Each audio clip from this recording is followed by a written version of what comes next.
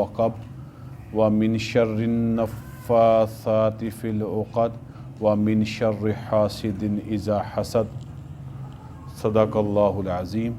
अल्लाहुम्मा सल्लि अला मुहम्मदिन व अला आलि मुहम्मद कमा सल्लैता अला इब्राहीम व अला आलि इब्राहीम इन्नका हमीदुम मजीद। अल्लाहुम्मा बारिक अला मुहम्मदिन व अला आलि मुहम्मद कमा बारकता अला इब्राहीम व अला आलि इब्राहीम इन्नका हमीदुम मजीद।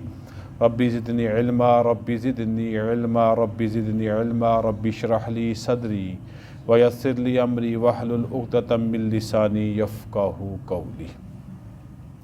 सूरह फलक कुरान मजीद की आखिर से माक़बल सूरह मुबारका है और ये हज़ूर अकरम सल्लल्लाहु अलैहि वसल्लम पर आपकी मक्की हयात तय्यबा में नाज़िल हुई, यानी हिजरत से माक़बल। इस सूरह मुबारका की आयात की तादाद 5 है और रुकू इसका 1 है। कुरान मजीद में 4 कुल मशहूर हैं। कुल या अय्युहल काफ़िरून, कुल हुवल्लाहु अहद, कुल आऊज़ु बिरब्बिल फलक और कुल आऊज़ु बिरब्बिन नास। हर सूरत की अपनी अपनी फ़जीलत है। जैसे कि बयान किया गया कि सूरह काफ़िरून, इसकी फ़जीलत ये है कि ये रुबाए कुरान है, यानी अगर इसको 4 मरतबा पढ़ा जाए तो अल्लाह ताला एक कुरान मजीद के बराबर सवाब अता फरमाते हैं। सूरह इखलास ये सुलस कुरान है, यानी अगर इस सूरह मुबारका को 3 मरतबा पढ़ा जाए तो अल्लाह ताला एक कुरान के बराबर सवाब अता फरमाते हैं। ये जो आखिरी 2 सूरतें हैं इनको मुअव्विज़तैन भी कहते हैं, यानी पनाह मांगने वाली सूरतें, क्योंकि इसमें कुल के साथ एक और लफ्ज़ जो कुल के बाद आया है वो शामिल है, इसलिए इसको मुअव्विज़तैन कहते हैं। कुल आऊज़ू, फरमा दीजिए मैं पनाह मांगता हूँ, और आगे ये फ़लक बिरब्बिल फ़लक और आगे है कुल आऊज़ु बिरब्बिन नास। तो इस जो हम औज़ु बिल्लाहि मिनश शैतानिर रजीम पढ़ते हैं इसको तअव्वुज़ कहते हैं, कि जिसमें बंदा, जैसे कि कुरान मजीद में बयान किया गया है कि जब तुम कुरान मजीद की तिलावत करो फ़स्ताइज़ बिल्लाहि मिनश शैतानिर रजीम, तो तुम उस वक़्त अल्लाह से पनाह मांग लिया करो। तो ये आऊज़ु भी उसी से है, और जब दोनों सूरतों को आऊज़ु के उस माना में लिया जाए तो इसको दोनों सूरतों को मुअव्विज़तैन कहते हैं, यानी वो 2 सूरतें जिनमें अल्लाह रब्बुल इज़्ज़त की पनाह में आने की दरख्वास्त की जाती है। इन दोनों सूरतों के फ़ज़ाइल में ये बयान किया गया है कि इसको हर नमाज फ़र्ज़ों के बाद तिलावत किया जाए। अल्लाह ताला हर किस्म के शरूर से और फितनों से महफूज रखते हैं, और ये यकीनन ज़माना फितनों का ज़माना है। हर तरफ से फितने उमड़ के आ रहे हैं, तो हमारा ये दोनों सूरतों को पढ़ने का नमाज के बाद, फ़र्ज़ों के बाद हमारा वजीफ़ा होना चाहिए, और ये नबी करीम सल्लल्लाहु अलैहि वसल्लम का बताया हुआ वजीफ़ा है। ऐसे ही रात को सोने से कबल, बिस्तर पे जाने के बाद, जब बंदा सोने का इरादा करे तो इन 2 सूरतों को खुसूसियत के साथ और चारों कुल को पढ़ना भी तालीम किया गया है, सिखाया गया है। अल्लाह ताला जितनी जिसकी तौफीक अता फरमा दे। तो उन्हीं में से ये 2 सूरतों में जिसको मुअव्विज़तैन कहा गया, उनमें से पहली सूरह फलक है। इस सूरह में अल्लाह ताला इरशाद फरमाते हैं कुल आऊज़ु बिरब्बिल फलक, फरमा दीजिए कि मैं पनाह मांगता हूँ सुबह के पैदा करने वाले की। बिरब्बिल फलक, कौन फलक कहते हैं जब किसी चीज़ का फूटना, किसी चीज़ का फटना, जब अंधेरा छट जाता है और रोशनी की आमद होती है, जब तारीकी ख़त्म होकर उजाले में तब्दील हो रही होती है, जब तारीकी भाग रही होती है और रोशनी की आमद हो रही होती है, और रात की जुल्मत ख़त्म हो रही है और दिन का उजाला नमूदार हो रहा है, उस वक़्त को फलक, सुबह के पैदा होने का वक़्त कहते हैं। تو اللہ رب العزت اس میں رب فلک کی طرف نسبت فرما رہے ہیں، یقیناً وہ اللہ رب العزت کی ہی ذات ہے۔ اور جب دن کا آغاز ہوتا ہے تو پھر انسان اپنی مصروفیات میں، اپنی کوششوں میں، اپنی تگ و دو میں حلال رزق کمانے کی طرف بڑھتا ہے، تو یہ اس بات کی طرف اشارہ ہے کہ زندگی کی چہل پہل کے آغاز کرنے والا، جو دن کی ابتدا کرنے والا ہے، وہ کوئی اور نہیں، فقط ایک رب ہے جو تمام جہانوں کا رب ہے۔ قل اعوذ برب الفلق، کہہ دو صبح کے پیدا کرنے والے کی میں پناہ مانگتا ہوں، کس سے؟ من شر ما خلق، اس کی مخلوقات کے شر سے۔ اللہ تعالیٰ نے بے شمار مخلوقات پیدا کی ہیں خدمت کے لیے، انسانوں کے لیے، لیکن انہی مخلوقات سے انسان کو کوئی نقصان بھی پہنچ سکتا ہے، کوئی شر بھی پہنچ سکتا ہے، انہی کی طرف سے کوئی فساد کا اندیشہ بھی ہو سکتا ہے۔ تو انسان کو چاہیے کہ اللہ تعالیٰ کی ہر طرح کی مخلوق کے شر سے اپنے آپ کو اللہ کی پناہ میں دے دے۔ یہ اس بات کی طرف اشارہ ہے کہ مخلوق جتنی مرضی بڑی ہو جائے، طاقتور ہو جائے، جتنی مرضی نقصان والی ہو جائے، لیکن انسان کو چاہیے کہ وہ اپنا سب کچھ نفع و نقصان صرف ایک رب کے سامنے کر اس کے ہاتھ میں دے دے۔ من شر ما خلق، اس کی مخلوقات کے شر سے، ومن شر غاسق اذا وقب، اور اندھیری رات کے شر سے جب وہ چھا جائے۔ رات کی جو اندھیری ہے، رات ہے، یہ کئی چیزوں کو، شیاطین کو، جنات کو، خوف کو، ڈر کو دعوت دینے والی چیز ہے۔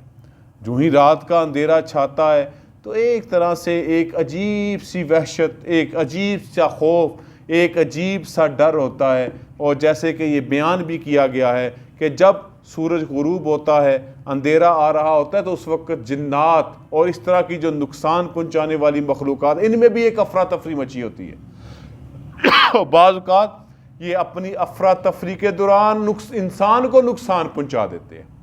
ہم ایسے مثال سمجھیں، جیسے کسی بندے میں کی طبیعت میں افراتفری ہو تو بیچارہ جہاں سے گزرتا ہے، کوئی گلاس توڑ دیتا ہے، کوئی پانی کا جگ گرا دیتا ہے، کوئی نقصان کر دیتا ہے۔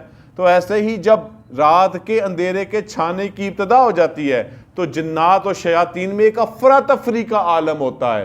تو اس وقت سے پناہ مانگی گئی ہے کہیں یہ افراتفری کے عالم میں شیاطین، جنات انسانوں کو نقصان نہ پہنچا دے۔ ہم نے ان کے نقصان سے بچنے کے لیے کس رب کی پناہ میں آنا ہے؟ جو رب العالمین ہے، جو رب فلک ہے، جو صبح کے پیدا کرنے والا رب ہے۔ وَمِن شَرِّ غَاسِقٍ إِذَا وَقَبَ، اور اندھیری رات کے شر سے جب وہ چھا جائے۔ وَمِن شَرِّ النَّفَّاثَاتِ فِي الْعُقَدِ، اور گروں میں پھونکنے والیوں کی شر سے۔ یہ اشارہ ہے سحر کی طرف، جادو کی طرف، جس کو شرک کہا گیا ہے، جس کو گناہ کبیرہ کہا گیا ہے، اور اس کی معافی بھی بغیر توبہ کے۔ یہ 7 ہلاک کر دینے والے گناہوں میں سے ایک گناہ ہے کہ بندہ جب اپنے ہاتھ میں کسی کا نقصان لے لے، کسی کو شر اور فتنے اور فساد میں مبتلا کر دے، اس کے وَمِن شَرِّ النَّفَّاثَاتِ فِي الْعُقَدِ، اور گروہ میں پھونکنے والوں کی شر سے۔ یہ جادو کا ایک طریقہ ہے، کسی کے حالات کی بندش کر دینا، کسی کے معاملات کو روک دینا، کسی کے معاملات میں رکاوٹ ڈال دینا، کسی کے خیر کے کاموں کو روک دینا۔ یہ اسباب میں سے ایک سبب ہے۔ بھائی اصل مسبب الاسباب تو اللہ کی ذات ہے، ہر چیز کی خالق اللہ کی ذات ہے، مگر چونکہ یہ چیز موجود ہے، اس کے اندر نقصان کا اندیشہ موجود ہے، تو اس لیے ان سے بھی پناہ مانگنی چاہیے کہ یہ جو جادو ٹونا کرتے ہیں، لوگوں کی زندگیوں کو اجیرن کر دیتے ہیں، لوگوں کی زندگیوں کو مشکل بنا دیتے ہیں۔ وَمِن شَرِّ النَّفَّاثَاتِ فِي الْعُقَدِ، اور گروہ میں پھونکنے والیوں کے شر سے۔ اللہ تعالیٰ ہم سب کو یہ ایسا، اللہ معاف کرے، معاملہ ہے کہ نہ نظر آنے والا دشمن کسی نے آپ پر اس طرح کا معاملہ کر دیا، اللہ تعالیٰ ہمارے ایمان کو اور ہمارے اعتقاد کو مضبوط کرے۔ پر ہے ایک چیز تو موجود ہے، تو اس سے حفاظت کے لیے ہی اللہ تعالیٰ نے ان 2 صورتوں کو اتارا ہے، انہی کے حفاظت کے لیے اللہ تعالیٰ نے آیت الکرسی کا نزول کیا ہے، انہی کے لیے اللہ رب العزت نے ذکر اذکار کی تعلیم دی ہے۔ جب چیز ہے تو اس کے بچاؤ کے لیے بھی اللہ تعالیٰ نے اور رسول اکرم صلی اللہ علیہ وسلم نے ہماری رہنمائی فرمائی ہے۔ 5ویں آیت وَمِن شَرِّ حَاسِدٍ اِذَا حَسَد، اور حسد کرنے والے کے شر سے جب وہ حسد کرے۔ حسد بڑی خطرناک بیماری ہے۔ کیا ہے حسد؟ کہ ایک چیز جو میرے پاس نہیں ہے، اگر مجھے نہیں مل سکتی تو اس کے پاس بھی۔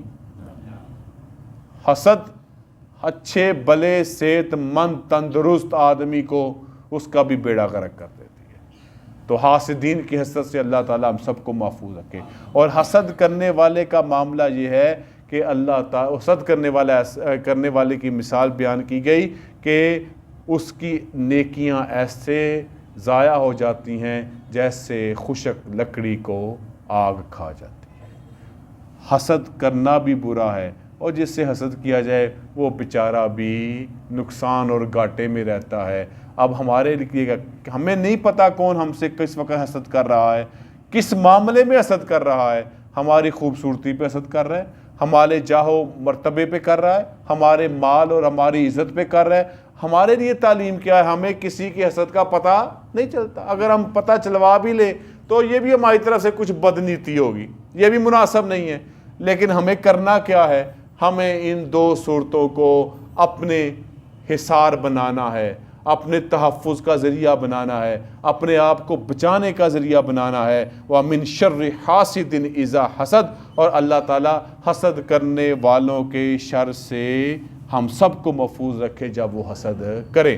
اس سورہ مبارکہ میں اللہ رب العزت نے اپنی ایک خوبی کے ساتھ اگلی 4 آیات میں 4 مختلف اندیشوں و نقصانات سے بچنے کے لیے ہمیں خبردار کیا ہے۔